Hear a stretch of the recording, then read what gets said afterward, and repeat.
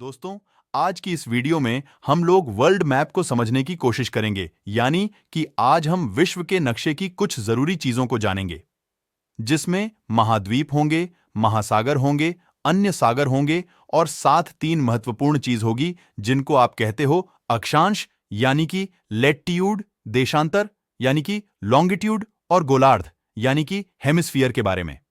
क्या होती है भूमध्य रेखा, कर्क रेखा, मकर रेखा? इन सभी प्रश्नों के उत्तर आज आपको मिल जाएंगे। बस आप लास्ट तक वीडियो देखिए और नोट्स बनाते हुए चलिए। सबसे पहले आपको सामने यह मैप नजर आ रहा है। सबसे पहले आप पानी को छोड़ दीजिए, जमीन वाले एरिया को पकड़िए। फिलहाल हम द्वीपों की बात कर रहे हैं और उसमें भी महाद्वीपों की बात कर रहे हैं। देखिए क्या होता है ना, द्वीप छोटा सा हो सकता है लेकिन महाद्वीप बहुत बड़ा होता है। एक महाद्वीप में कई सारे देश आ सकते हैं, तो हमारी पूरी दुनिया में 7 महाद्वीप है। अच्छा, मैं आपसे पूछूं कि आप किन किन को पहचान सकते हो, तो आपका जवाब सबसे पहले तो एशिया होगा।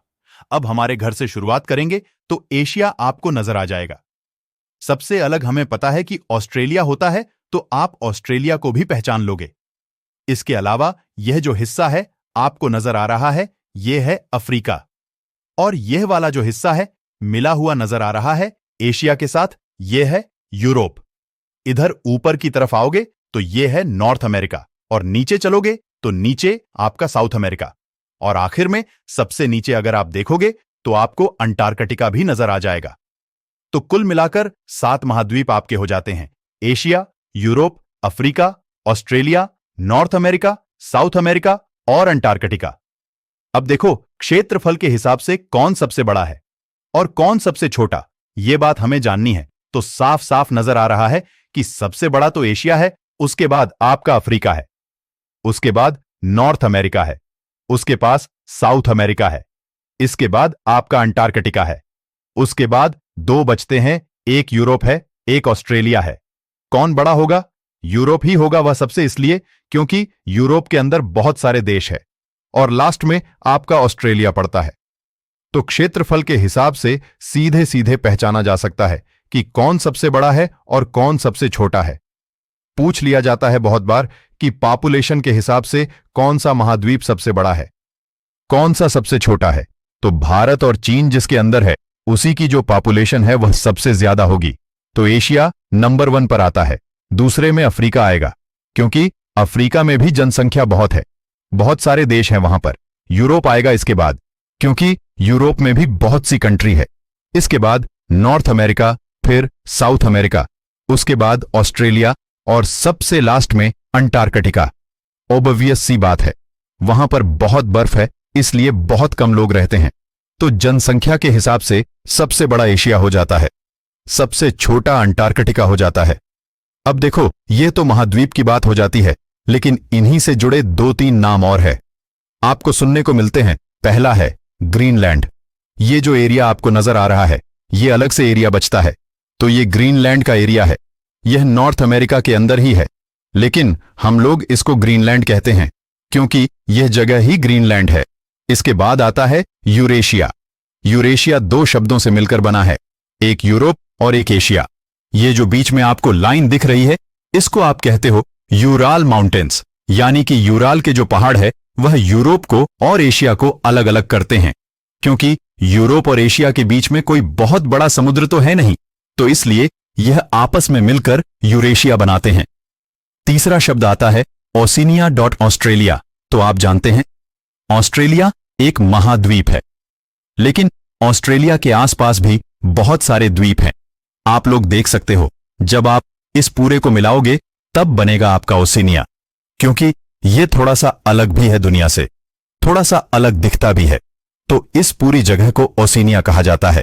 तो 3 शब्द हो जाते हैं, एक ग्रीनलैंड हो जाता है, एक यूरेशिया हो जाता है और एक ओशिनिया हो जाता है। तो ये तो आपकी महाद्वीपों की बात हो जाती है। अब हम बात करते हैं महासागरों के बारे में। तो कितने महासागर हैं? हमारे पास 5 महासागर हैं। देखो पहले तो महासागर और सागर के अंदर फर्क समझ लो। एक महासागर और सागर में फर्क यह होता है कि एक महासागर में बहुत सारा पानी होता है बजाय के एक सागर के। तो इसका मतलब महासागर 5 ही है हमारे पास। कौन कौन से हैं? 2 का नाम आपका दिमाग में सबसे पहले आ गया होगा, प्रशांत महासागर जो आपको दिखता है कि पूरा पूरा फैला हुआ है, एक है हिंद महासागर। सीधी सी बात है, अपने घर की चीज तो पहले याद आती है सबको। अब तीसरा आता है आपका अटलांटिक महासागर, जो कि यहां से या इस पूरे एरिया के बीच में आपको नजर आ रहा होगा। चौथा है आपका अंटार्कटिक महासागर, जो कि अंटार्कटिका के आसपास होता है, अंटार्कटिक सर्कल के अंदर होता है। और एक ऊपर की तरफ आता है आपका आर्कटिक महासागर। तो आपके 5 महासागर हो गए, प्रशांत, हिंद, अटलांटिक, अंटार्कटिक और आर्कटिक। अब यहां पर आपको एक चीज याद रखनी है, जो मैंने अंटार्कटिक आपको बताया है, इसको दक्षिणी महासागर भी कहा जाता है। दक्षिणी महासागर बिल्कुल सही शब्द है इसके लिए, लेकिन क्योंकि इसको अंटार्कटिका से जोड़ा गया है, इसलिए मैं इसको अंटार्कटिक महासागर कह रहा हूं, लेकिन आप इसको दक्षिणी महासागर कह सकते हो। तो अब यहां पर आपके 2 तरीके से सवाल बनते हैं कि कौन सा महासागर क्षेत्रफल के ज्यादा है, आयतन में ज्यादा है और गहराई में जाता है। मतलब कुछ एक पैरामीटर होते हैं, कुछ एक पैमाने होते हैं जिसके आधार पर आप महासागर नाप सकते हैं। तो देखो, आयतन, क्षेत्रफल, गहराई के आधार पर प्रशांत महासागर सबसे बड़ा है। इसके बाद आता है अटलांटिक, जो कि आपके यहां दिख रहा है, अमेरिका के पास दिख रहा है। इसके बाद आता है हिंद महासागर, फिर आता है दक्षिणी महासागर यानी कि अंटार्कटिक, और सबसे लास्ट में आता है आर्कटिक। इसके बाद एक और सवाल बनता है कि तटीय रेखा के आधार पर कौन सा महासागर सबसे बड़ा है, कितनी कंट्री से होकर गुजरता है यह।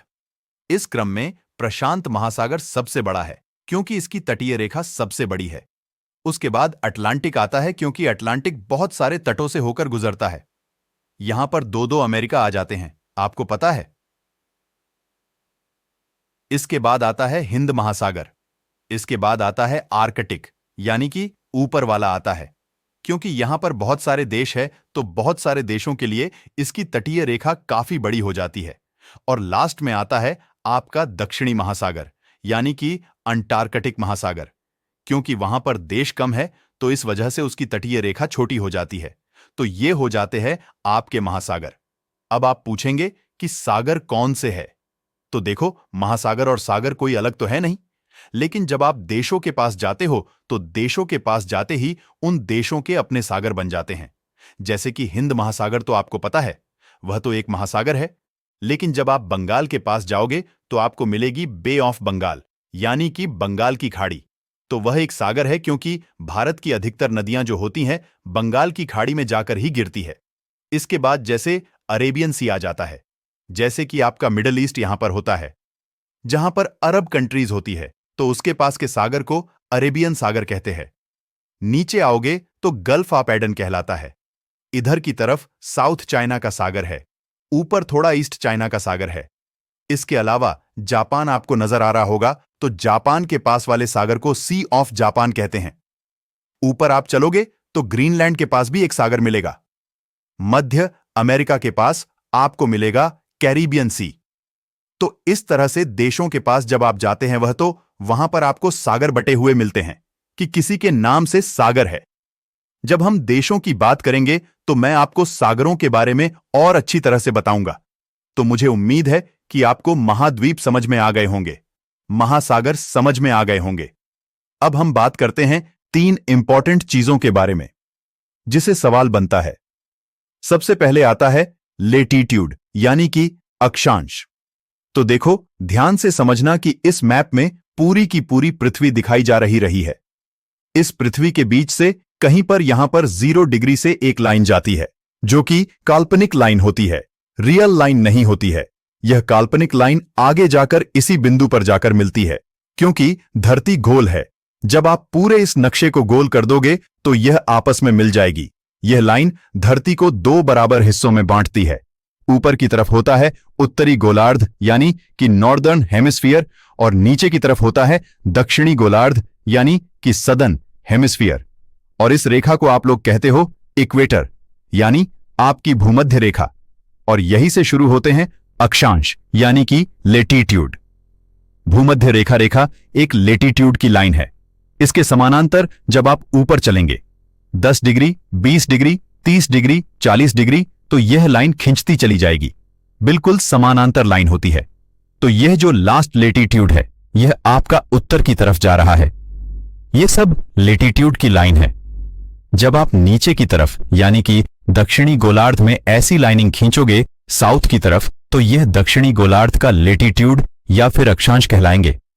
दुनिया को तो बराबर हेमिस्फीयर में गोलार्ध में काटती हुई एक लाइन है जिसको आप कहते हो भूमध्य रेखा।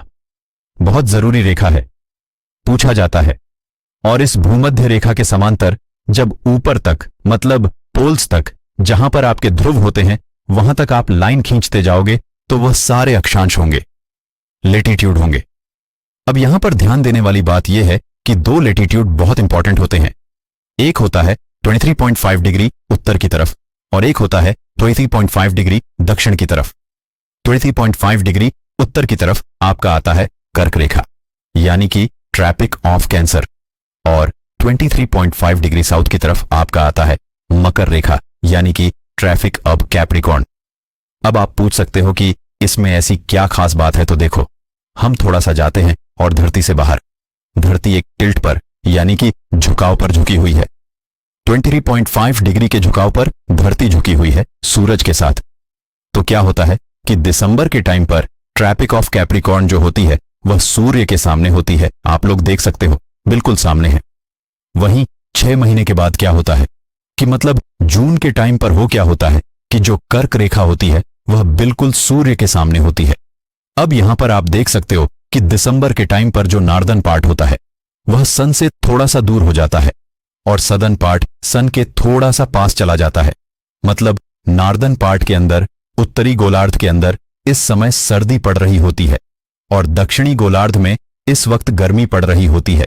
वहीं जब आपकी कर्क रेखा सूर्य के सामने होती है तब क्या होता है, तब यह आपका जो नॉर्दर्न पार्ट है यह सूर्य के करीब होता है। तब यहां पर गर्मी बढ़ रही होती है और यह जो नीचे वाला सदर्न पार्ट है वह दूर होता है, तो यहां पर सर्दी पड़ रही होती है। अब हम कहां रहते हैं, इंडिया वाले नॉर्दर्न पार्ट में, तो दिसंबर में यहां सर्दी पड़ती है। मकर रेखा पर होता है सूर्य और जून के टाइम पर यहां गर्मी पड़ती है क्योंकि वह कर्क रेखा होती है सामने और हम सूर्य के करीब होते हैं। मतलब नॉर्दर्न पार्ट करीब होता है। तो आप देख सकते हैं कि दिसंबर जनवरी के टाइम पर मकर रेखा से दोबारा यह इक्वेटर की तरफ आना शुरू करता है। तब सूर्य मकर राशि में भी प्रवेश करता है। हम लोग कहते हैं ना कि मकर संक्रांति आ गई है, तो दिसंबर जनवरी के टाइम पर होता है जब मकर रेखा से सूर्य वापस इक्वेटर की तरफ भूमध्य रेखा की तरफ वापस आता है। हालांकि सूर्य कहीं नहीं जाता है, हम ही घूम रहे होते हैं, धरती ही घूम रही होती है। तो आपके 3 अक्षांश हो गए। एक आपकी भूमध्य रेखा हो गई, एक कर्क रेखा हो गई, एक मकर रेखा हो गई। इसके अलावा 2 और अक्षांश होते हैं जो ऊपर की तरफ होते हैं। 66.5 डिग्री पर एक होता है ऊपर की तरफ नॉर्थ में, एक होता है साउथ में नीचे की तरफ। जो नॉर्थ में पार्ट होता है इससे ऊपर के एरिया को आप कहते हो आर्कटिक सर्किल। 66.5 डिग्री जो होता है उसके ऊपर के एरिया को आर्कटिक सर्किल कहते हैं। वही नीचे की तरफ 66.5 डिग्री साउथ में जो एरिया होता है वह अंटार्कटिक सर्कल कहलाता है। ऊपर वाला आर्कटिक सर्किल, नीचे वाला अंटार्कटिक सर्कल। तो आपको लेटीट्यूड समझ में आ गया, अक्षांश समझ में आ गया। इसके बाद हम लोग बात करते हैं लॉन्गिट्यूड की। अब देखो लॉन्गिट्यूड पर क्या होता है कि जो आपका उत्तरी ध्रुव होता है और दक्षिणी ध्रुव होता है यानी कि साउथ पोल, यह दोनों आपस में जुड़ते हैं। जैसे कि भूमध्य रेखा में क्या होता है कि यहां से यहां तक लाइन जाती है, इसी तरह से ध्रुव होते हैं, ऊपर नीचे वाले यह आपस में जुड़ते हैं। यह भी एक काल्पनिक रेखा होती है। इसको आप कह सकते हो यह धरती की धुरी होती है। धुरी मतलब जैसे यह धरती के बीच से एक लाइन गुजर रही है, काल्पनिक लाइन, इसको धुरी कहा जा सकता है। इसको आप कहते हो लॉन्गिट्यूड। ये जो लॉन्गिट्यूड की लाइन होती है यह पूरी धरती को 2 गोलार्ध में बांटती है। एक होता है आपका पश्चिमी गोलार्ध और एक होता है पूर्वी गोलार्ध। अपने वेस्टर्न वर्ल्ड, पूर्वी वर्ल्ड के बारे में सुना होगा ना कि वेस्टर्न परंपरा है, पश्चिम की परंपरा है। तो पश्चिम में कौन से देश आते हैं? यूरोप आता है पूरा का पूरा। और पूर्व में कौन से देश से आते हैं? ये एशिया के जितने भी कंट्रीज है वह सारी आती है। इसलिए हम लोग कहते हैं ना कि पश्चिम परंपराएं अपना रहे हैं। तो मतलब वहां की परंपरा अपनाई जा रही है। इस तरह से यह बात पता चलती है, जो लाइन आपको दिख रही है, यह लॉन्गिट्यूड की लाइन जो बीच वाली होती है, इसको आप प्रधान मध्याय कहते हो। इंग्लिश में बोले तो प्राइम मेरिडियन कहा जाता है। तो प्राइम मेरिडियन हो जाती है यह लाइन और इक्वेटर हो जाती है यह लाइन। अब देखो, जैसे भूमध्य रेखा के आसपास लाइन बनी हुई है जो कि लेटीट्यूड कहलाती है, अक्षांश कहलाती है। इस तरह से इस प्राइम मेरिडियन के आसपास भी इस तरह से लाइन बनी हुई होती है। यह समानांतर नहीं होती है, लेकिन यह कर्वेचर में होती है, घुमाव में होती है। इस तरीके से आप देख सकते हो। इन लाइनों को आप क्या कहते हो? लॉन्गिट्यूड की लाइन। इन लॉन्गिट्यूड की लाइनों का इस्तेमाल जब प्लेन उड़ाते हैं ना हवा में, तो वह भी करते हैं। जब आप थोड़ा सा गहराई में जाओगे पढ़ने में इसके लिए, तब आपको ज्यादा समझ में आएगा। तो अब आपको अक्षांश समझ में आ गया, जो आपका देशांतर है यानी कि लॉन्गिट्यूड समझ में आ गया। और जो आपके गोलार्ध होते हैं, हेमिस्फीयर होते हैं, वह भी समझ में आ गया। एक गोलार्ध होता है जो आपका ऊपर की तरफ होता है, यानी कि उत्तरी गोलार्ध। एक दक्षिणी गोलार्ध होता है, एक होता है पूर्वी गोलार्ध, और एक होता है वेस्टर्न गोलार्ध यानी कि पश्चिमी गोलार्ध। अब देखो, यह जो आपकी दोनों रेखाएं हैं, एक है आपकी भूमध्य रेखा और एक है आपका प्रधान मध्याय। यह दोनों आपस में कहीं ना कहीं तो मिलती होगी ना। इसका मतलब इनका इंटरेक्शन तो कहीं होता होगा। वह जगह कौन सी है, उसके बारे में पूछा जाता है। तो देखो, अफ्रीका जो महाद्वीप है, उसके पास सागर में ही एक जगह है जिसको आप कहते हो गल्फ ऑफ गिनी। अफ्रीका के पास है यह जगह। वहां पर यह दोनों लाइन इंटरसेक्ट करती है, मतलब क्रॉस करती है। तो गल्फ ऑफ गिनी में दोनों रेखाएं आपस में मिलती हैं। आप जवाब दे सकते हो। तो दोस्तों, मुझे उम्मीद है कि आपको महाद्वीप समझ में आए होंगे, महासागर समझ में आए होंगे, उनसे जुड़ी बातें समझ में आई होगी। और अक्षांश यानी कि लेटीट्यूड, लॉन्गिट्यूड और जो आपका हेमिस्फीयर है, गोलार्ध है, वह समझ में आया होगा। हमारा यह ज्ञान सुनने समझने के लिए आपका बहुत बहुत धन्यवाद। Please like, subscribe